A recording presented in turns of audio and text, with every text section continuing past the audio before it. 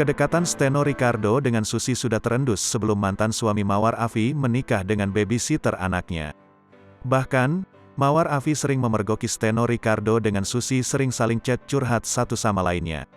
Steno Ricardo sudah sering berkirim pesan dengan Susi, mantan babysitter anaknya yang kini menjadi istrinya. Mantan suami Mawar Afi itu sampai menyembunyikan pesan itu kala ia masih belum bercerai. Hingga kemudian Mawar Afi melihat dan sontak terkejut. Mawar Afi akhirnya menyadari hubungan Steno Ricardo dan Susi setelah dua orang itu menikah. Selama bekerja di rumah Mawar Afi, Susi rupanya selalu lengket dengan Steno Ricardo. Sejak bekerja sebagai babysitter, Susi disebut Mawar Afi memang begitu dekat dengan Steno Ricardo. Mawar Afi yang dulu tak curiga kini menyadari kedekatan Steno Ricardo dan Susi benar-benar jadi bumerang dalam rumah tangganya.